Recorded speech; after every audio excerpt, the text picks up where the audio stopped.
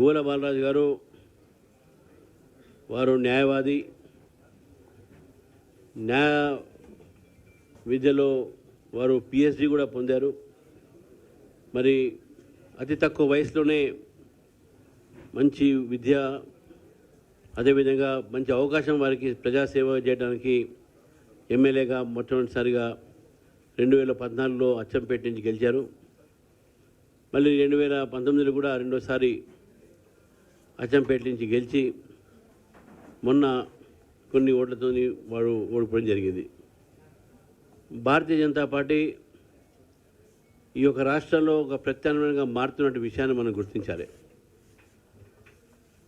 మరి బాలరాజు గారు ఈరోజు అది గుర్తించి భారతీయ జనతా పార్టీ పెరుగుతున్నటువంటి ఒక సందర్భంగా నరేంద్ర మోదీ గారు పేద ప్రజలకు, దేశం కోసము, బడుగు బలహీన వర్గాల కోసం చేస్తున్నటువంటి ఒక ప్రయత్నం అయితే చేస్తున్నారో దాన్ని ఆకర్షితులై వారు బీజేపీలో రావడం జరిగింది. వారికి నేను మర్యాదపూర్వకంగా ఈరోజు భారతీయ జనతా పార్టీ రాష్ట్ర కార్యాలయంలో వారిని చేర్చుకొని మా పార్టీ బలోపేతానికి కేవలం అచ్చంపేట ప్రాంతమే కాకుండా యావత్ తెలంగాణలో కూడా వారు కృషి చేస్తారని చెప్పేసి భావిస్తూ, నమ్ముతూ వారిని పార్టీలో నేను ఈరోజు వారికి సభ్యత్వం కూడా ఇవ్వడం జరిగింది.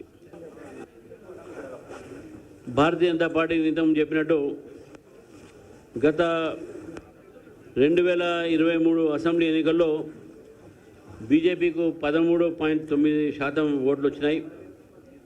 అదే మళ్ళీ 24లో జరిగినటువంటి ఒక పార్లమెంట్ ఎన్నికల్లో 36% పైగా ఓటు శాతం పెరిగి మేము 8 సీట్లు గెలుచుకున్నాం.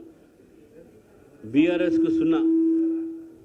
బీఆర్ఎస్ పార్టీ గతంలో భారతీయ జనతా పార్టీ మీద మమ్మల్ని ఎగదాళి చేసేది, బీజేపీకి 0 వస్తుంది 0 వస్తుంది అని చెప్పేసి. ఇప్పుడు వాళ్ళ పని 0 అయింది. అది గుర్తుపెట్టుకోవాలి.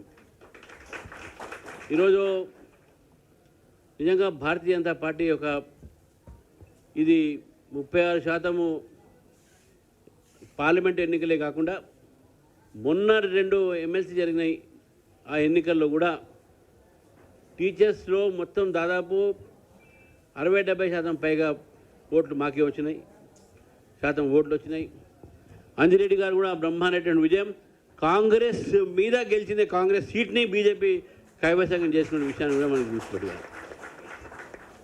కాబట్టి భారతీయ జనతా పార్టీ తెలంగాణలో పెరుగుతూ పోతా ఉన్నది అనే విషయానికి ఇది నిదర్శన.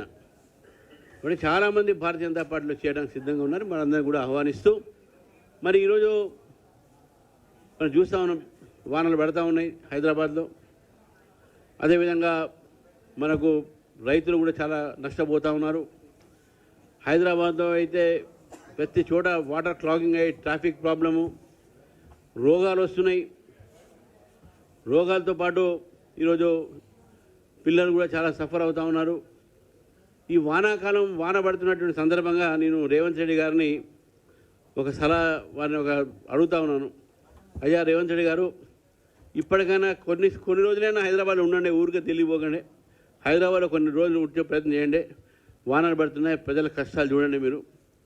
మీరు ఊరికే ఢిల్లీ పోతే కూడా ఇక్కడ ప్రజలు, మీరు మున్సిపల్ అడ్మినిస్ట్రేషన్ మీదే కాబట్టి, మీరు ఢిల్లీలో ఉంటే ఇక్కడ మున్సిపల్ అడ్మినిస్ట్రేషన్ అంతా కూడా ఎవరు కూడా పట్టించుకోవట్లేదు. కాబట్టి కనీసం కొన్ని రోజులైనా హైదరాబాద్ ఉండి మీరు హైదరాబాద్లో పరిపాలన సాగించాలని మిమ్మల్ని కోరుతూ, మరి ఈరోజు వారు ఒక గేట్వే ఆఫ్ హైదరాబాద్ తెలంగాణ అని పెట్టి ఓవరాల్ మీద పెడతా ఉన్నారు. సంతోషం, మాకేం దాంట్లో అభ్యంతరం లేదు. హైదరాబాద్ నిజంగా ఎన్డీఏ ప్రభుత్వం వాజ్పేయి గారి దగ్గర నుంచి ఇప్పటి వరకు ఉన్నటువంటి ఒక ఏ పాలకుడైనా సరే దీన్ని నజరందాజ్ చేయలేరు, దీన్ని విస్మరించలేరు. హైదరాబాద్ డెవలప్ చేయాల్సిందే. మీరు గేట్వే ఆఫ్ హైదరాబాద్ పెట్టిన రోజు తెలంగాణ భారతీయ జనతా పార్టీకు గేట్వే ఆఫ్ తెలంగాణ అవుతున్నది. బాలరాజు గారి చేరిక దానికి ఒక నిదర్శనం. కాబట్టి మిత్రులారా, ఈరోజు